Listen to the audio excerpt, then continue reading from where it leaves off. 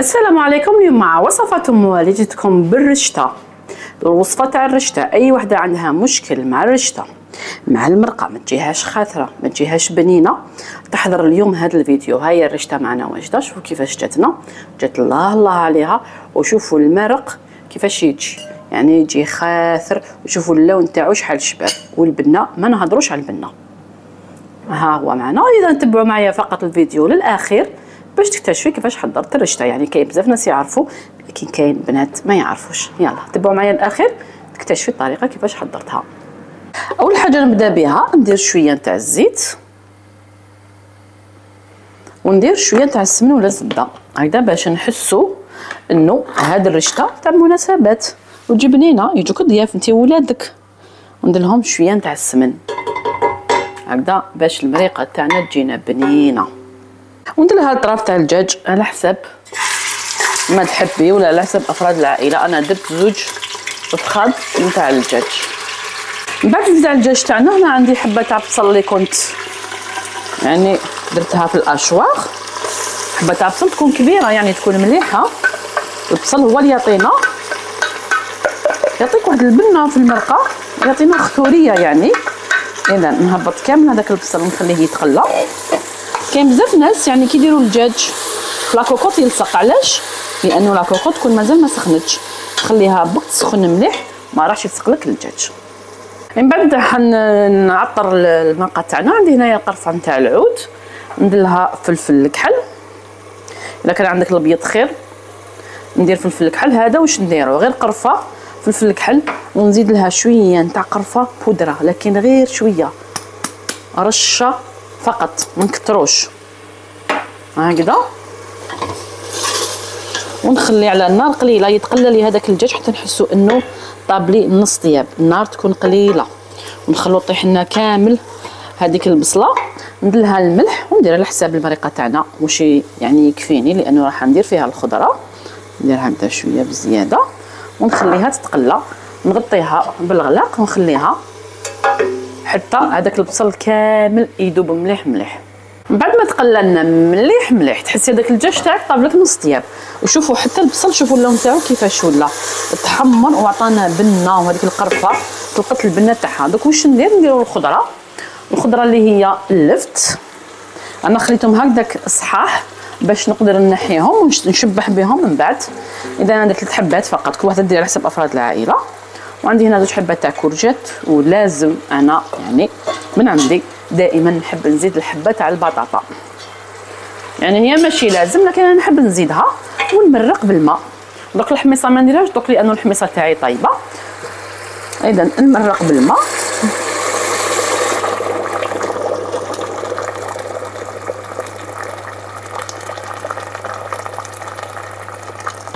هكذا الكميه اللي تكفيني باش طيب لي الخضره، يطيب لي الدجاج.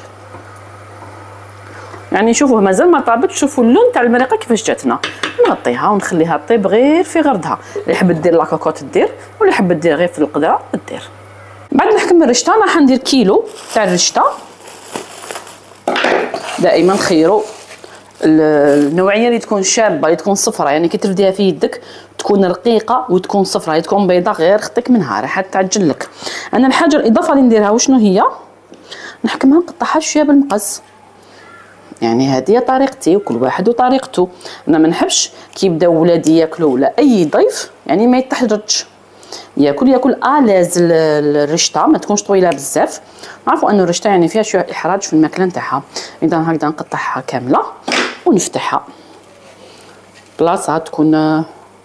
انا حقيقه كي يكون عندي دائما نروح هكذا ندير دوره من جهه تحت شو هذا، نشري ونديرها في الكونجيلاتور ما تفسد ما والو. اذا ونخليها وقت نحب نطيب نصيب الرشته تاعي واجده. من بعد ما فتحتها هكذا ندير لها شويه تاع الزيت. اذا ندير لها شويه تاع الليدان، شويه هكذا تاع الزيت، نقلبها مليح مليح في هذاك الزيت. من بعد نعمرها في الكسكاس. انا هذا الكسكاس اللي عندي يرفد كيلو نتاع الرشته، يعني ما نشوفوا كيفاش تجي، لكن من بعد كي يعني تفور ريحه تهبط ترفد لي كيلو بالضبط. ونديرها تفور المده يعني حتى تشوفيها طلع الفار حتى للفوق وهبط لك باش نحيها. بعد ما فارت التفويره الاولى نحيها. شوفوا كيفاش هبطت، يعني الكسكاس كان طالع تهبط. كل وحده تعرف الكسكاس تاعها شحال ترفد من كيلو نتاع رشته.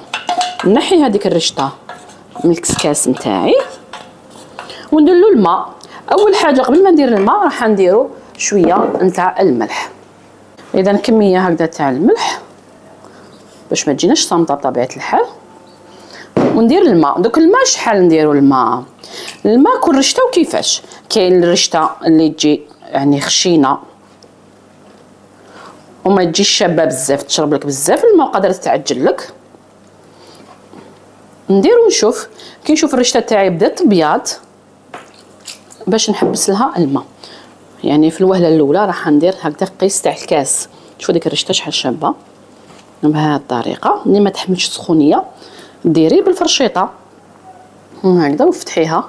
اذا نزيد لها الماء. مازالت شوفوا بلاصه بياضت وبلاصه مازالت صفراء. نزيد لها الماء.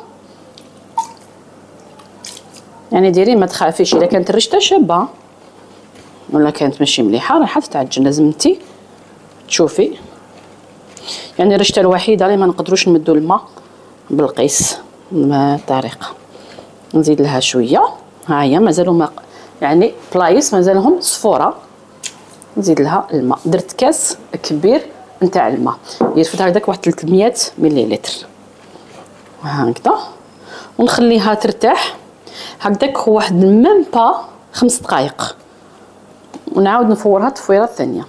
بعد ما ارتاحت هكذاك نخليها واحد 3 دقائق برك، ما نخليهاش بزاف. ها هي شربت الماء كامل هذاك اللي درتو لها.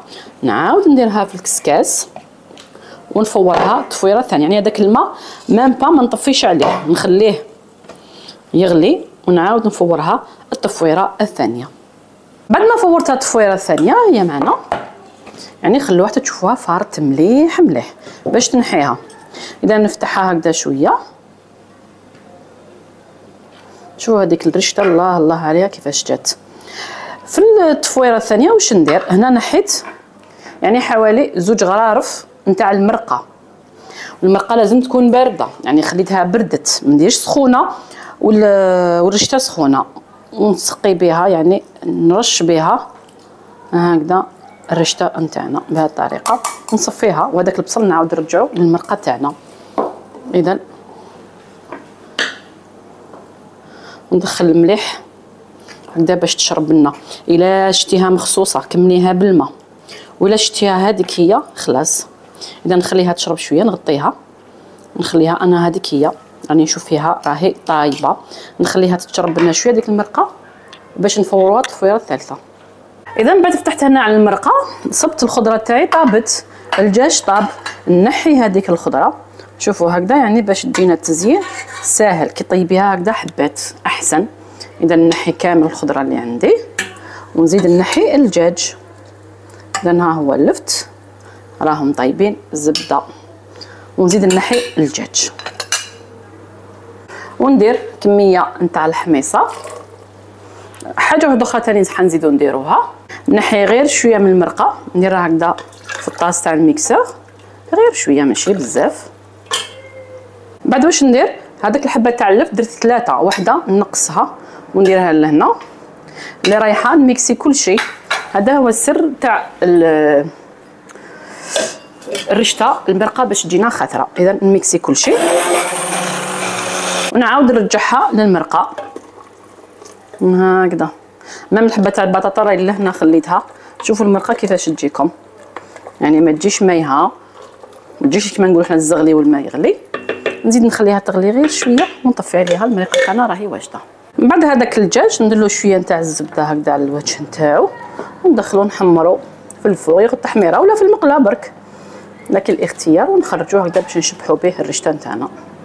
اذا ونعمر الرشته تاعي نفتحها مليح مليح. راهي شربت هذيك المرقه كما سبق وذكرت. لا حسيتي انه خصها الماء ديري لها الماء.